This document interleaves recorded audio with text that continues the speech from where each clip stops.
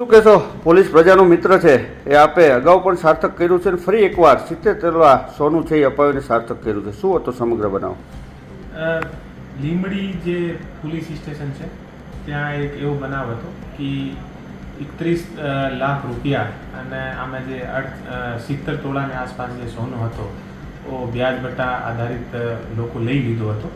તો એવી ન્યૂઝ મળ્યા પછી જે ડીવાયએસપી લીંબડી છે એ લીંબડી દ્વારા આ જે સંપૂર્ણ જે કાર્યવાહી હતી અમે બહુ સારી રીતે લીંબડી દ્વારા કરવામાં આવેલ છે. જે વિશાલ રબારી દ્વારા અમે શૈલેષભાઈ જીવણભાઈ કાગડિયા કરીને અને કોળી સમાજના એક વ્યક્તિ હતા, આના પરિવારની જે મહિલાઓ હતી આનો ટોટલ 70 તોલા જે સોનો હતો એ લઈ લીધો હતો.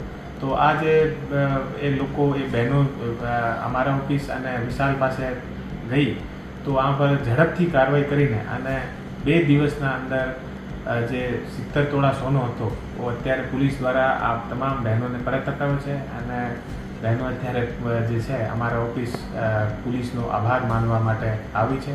અને લગભગ જે 70 તોલા સોનો છે એ અત્યારે 1 કરોડના પ્લસના રૂપિયાનો છે.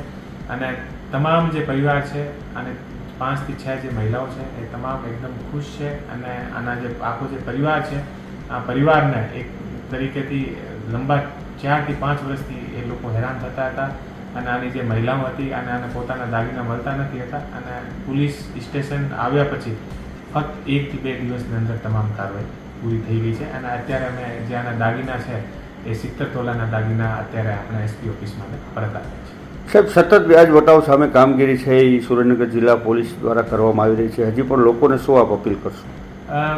હું લોકોને એટલું કહેવા માનું છું કે અમારી જે સુરેન્દ્રનગર જિલ્લાની જે પોલીસની ટીમ છે એ ડીવાયએસપી અને પીઆઈના નેતૃત્વમાં બહુ સારી રીતે આ જે વ્યાજ વટા અને બીજી તમામ જે કોઈ પણ જાતની લોકોને હેરાનગતિ થાય છે અમે કામ કરી રહી છે. અને કોઈને કોઈ પણ જાતની પરેશાની હોય તો કોઈ પણ ખોટા પગલાં ભર્યા વગર અમારા ઓફિસ યા કોઈ પણ ડીવાયએસપી યા પીઆઈ પાસે સંપર્ક કરશે તો આની સમસ્યાનો નિકાલ ચોક્કસ આવશે.